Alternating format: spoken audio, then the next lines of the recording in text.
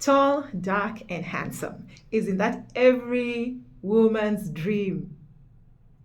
Can we say that every married man is tall, dark, and handsome? Or can we say that every guy in a relationship is tall, dark, and handsome? Absolutely not. It's a lie. So, where did this notion come from? Narratives. Do you know that we humans are socialized into this world using stories? We know that because children, we are always asking questions and we always respond to those questions using stories. This and this, we are not doing this. No, you cannot do this because of 1, 2, 3, or you cannot do this because of 1, 2, 3. Did you know, okay, that removal of the 6 front teeth in some cultures was considered a sign of beauty?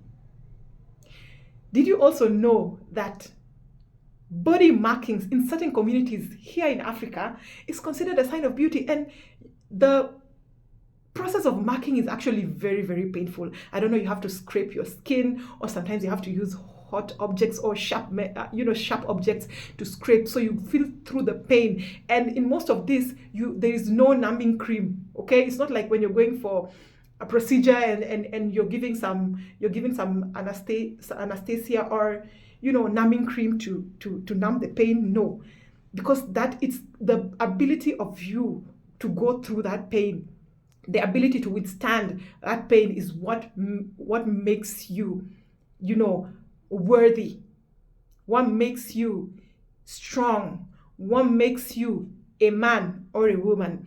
We have seen cultures that practice female genital mutilation,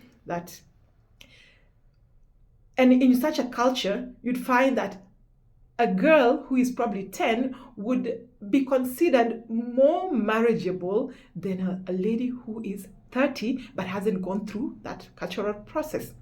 A guy who has not gone through circumcision, for instance, is considered more manly, more mature, and worthy of running a home than a guy who has not gone through yet, despite the age difference. Okay? And yet science tells us something different.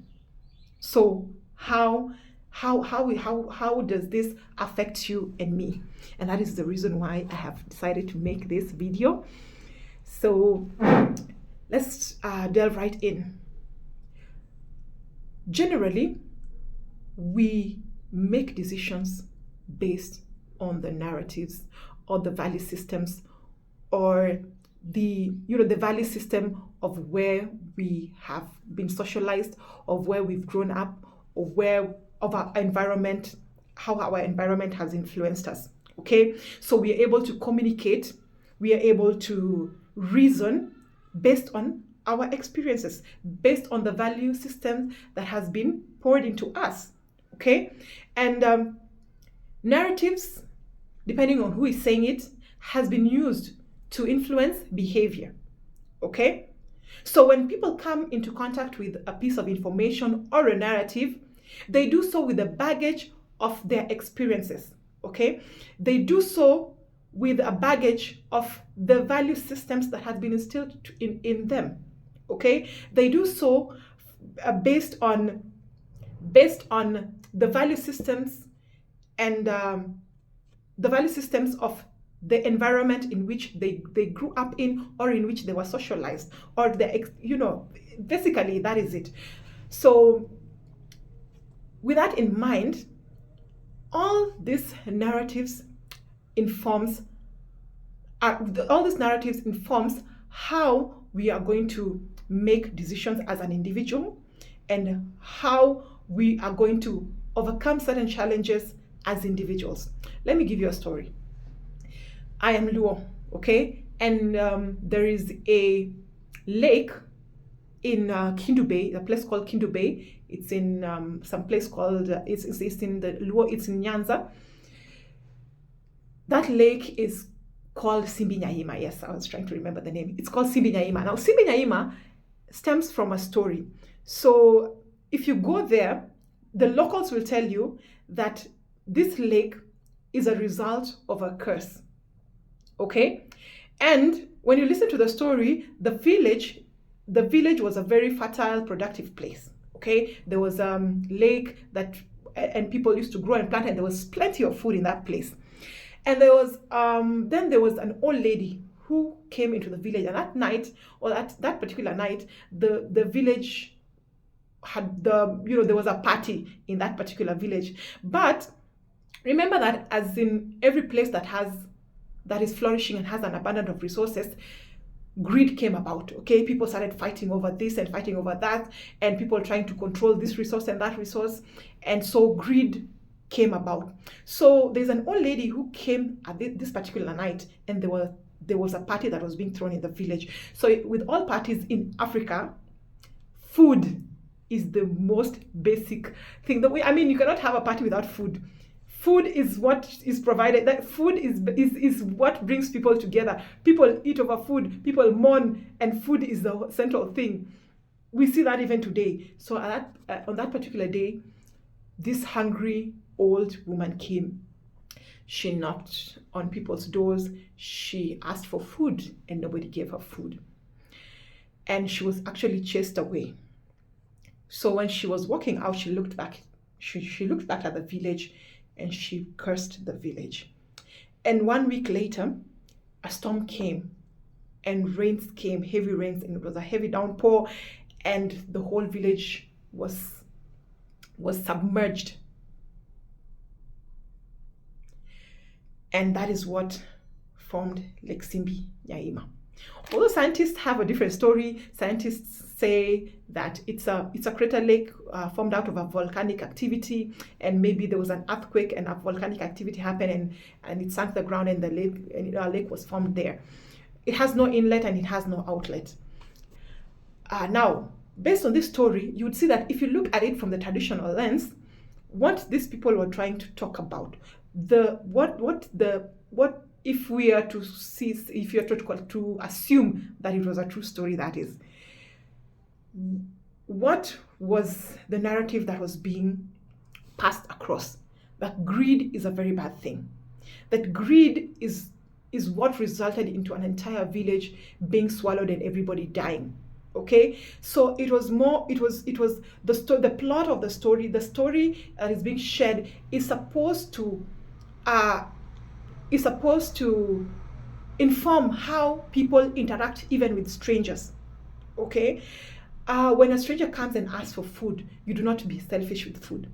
That is basically the underlying theme. That is one of the underlying themes that we can pick from that story or from that narrative. So it's a narrative, and you'd find that there's so many other stories that are coined, because in the African society, greed was not something that's supposed to be passed on. Okay, so many stories during those times would come together and would have an underlying theme of greed, for instance, and how greed is bad and how greed is something that can destroy an entire generation or an entire society, etc. All right, so many of these ways of making meaning are derived from the various groups in which individuals belong to in society. Okay, so as an individual, for instance, let's look at the ladies, for instance. Beauty standards. Okay, so beauty standards, if I look at the African way, the African ideology of beauty, I do not see hourglass figures. I do not see slender women. I do not see that. So many photos or images from our grandmothers and our great-grandmothers are showing legs, are showing thick thighs, are showing thick legs, are showing, big busts.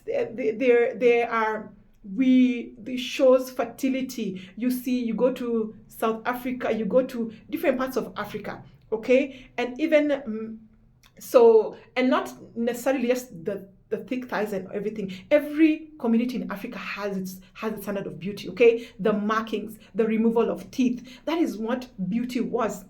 But now we look at the Western standards of beauty that has been perpetuated, okay?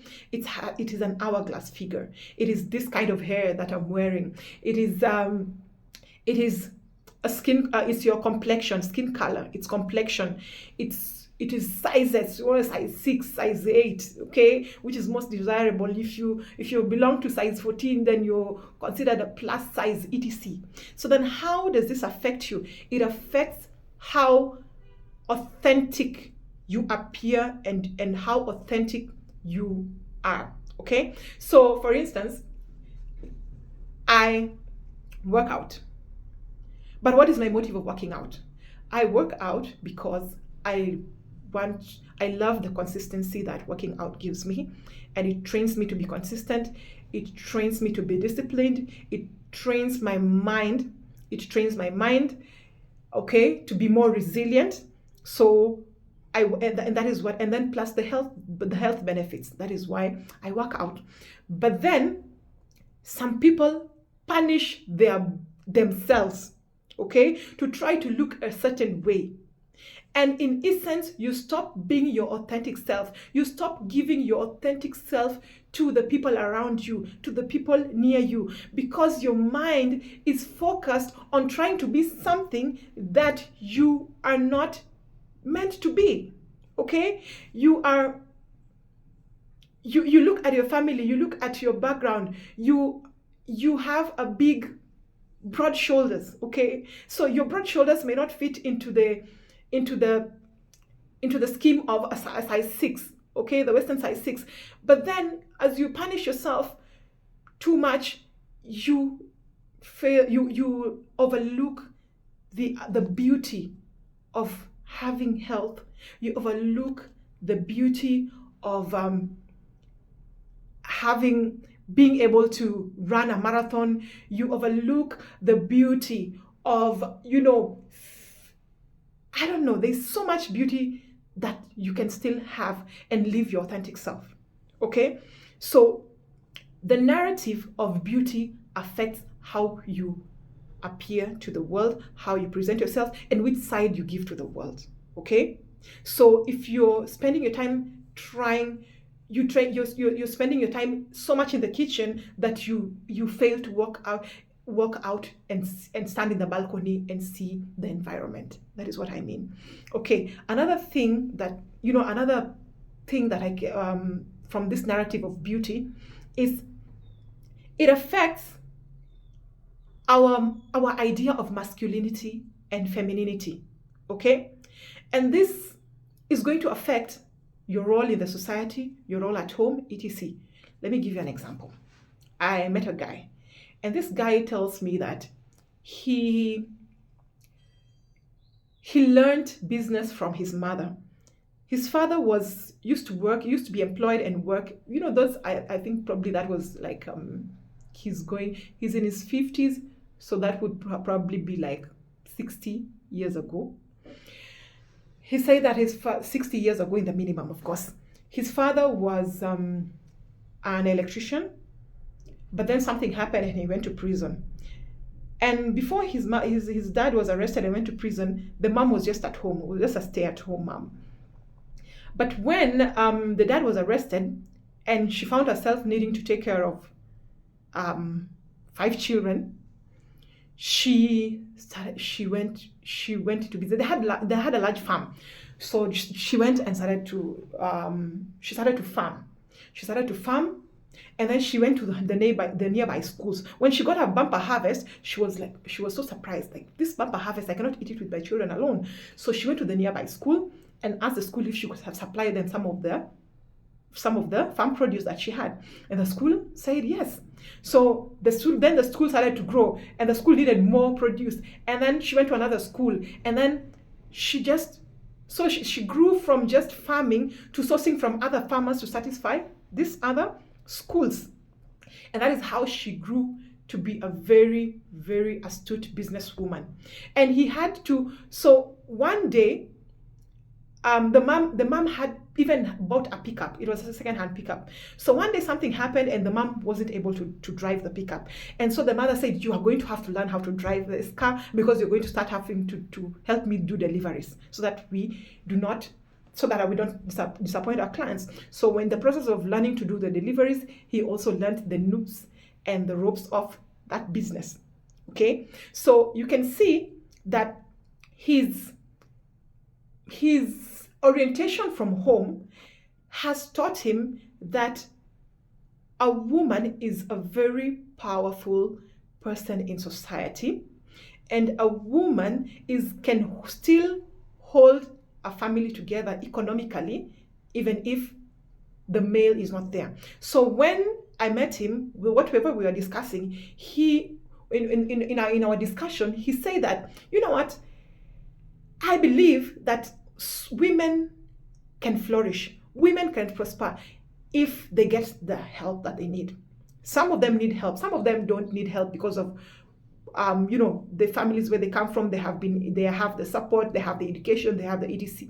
But he say that so many women, if given the right support, can surprise you. Some of them can actually outsmart you or surprise you by the potential that they carry and they have along. So you find that children who will be born by this man, whether man or woman, the women will be empowered as much as the men will be empowered. Okay, so the ladies will not be told, you don't go to school, or you don't do this because this is because because you're a girl, or don't do this because you're a woman. He will empower them. I'm talking about economically, I'm not talking about other things, so let's just get that straight. So that is the narrative. So the narrative that he's going to perpetuate along his bloodline will be that, and the girls and the boys that he will raise can sell the same narrative to the girls and the boys that they're going to raise and the people who will be under their care. Okay, so that is how the narratives that are perpetuated even at home affects how we show up in the world. Okay, another thing is that narratives affect how we process life events. Let me give an example. A woman who is going through separation and divorce. Okay, I have seen on social media, we see how ladies sometimes present themselves. A lady who is going through divorce or has separated for one reason or another, based on the narratives they heard at home, okay, or in church. Let me give you a narrative that goes around, let's say in church, okay? A foolish woman destroys her family with her own hands, okay? This is a narrative that it's in church, okay? It's a biblical thing. But have they considered the kind of person that you are living with? Have they considered the person is violent to the extent that you have to today you're nursing a broken leg, tomorrow you're nursing a broken arm, and you do not know tomorrow you will fall, he will hit you and you'll break your neck, or he will unleave you. Okay, so those are the specifics of the person you're living with. But as long as you have been separated, then it simply means that you're the foolish woman who broke her family with her own hands. Okay, let's look at the narratives, the traditional narratives. Okay, so then your marriage has not worked out and you run back home. Okay, and back home, maybe assuming that you're a Christian and went through the Christian marriage and etc., you run back home and they're told, a man can marry 10 women. He can have 10 women. So what are you complaining about? Don't you have a house? Don't you have food? So why are you complaining here? Those are the things you can work out. Who has never been beaten before? Even some of your mothers, they endured all these things. So there is endurance, but what are you being told to endure? Okay? So that narrative the narrative that is home is going to affect how you're going to process life events, okay? So it's either going to throw you into hopelessness and despair, or it's going to, you will be able to bounce out of it depending on the narratives. So we should be very careful by the narratives that we pass on to our children. Okay? You as a woman, you as a man, you as the pastor, you as a priest, you as any person, any figure, you need to be careful of the narratives that we pass through, because every story that is told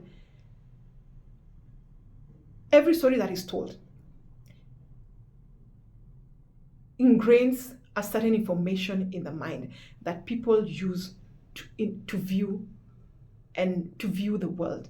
And how they view the world will affect how they react. And how they react will determine whether they are going to succeed or they're going to fail. Okay? And that's why you find that there are women who, for instance, there are men, let me use men for the sake of gender balance. There are men who will lose their jobs and fall into despair and never rise up. Okay?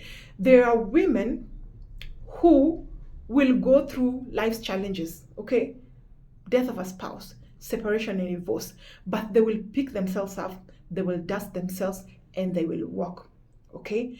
They will not see certain things as a death sentence. You have to learn, we are going to have to learn to be more mindful of the narratives that we want to pass along from one generation to another, okay? So we're going to emphasize some of these points using real life examples in the next video, and we are also going to look at how people use narratives to manipulate situations, to manipulate things, to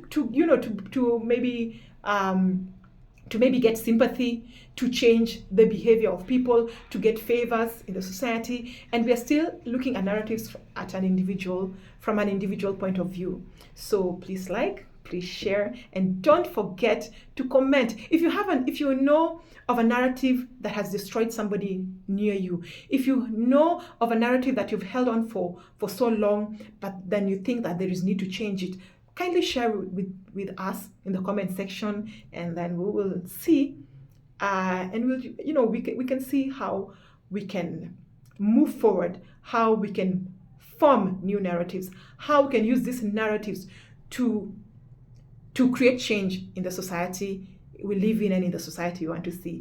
Thank you.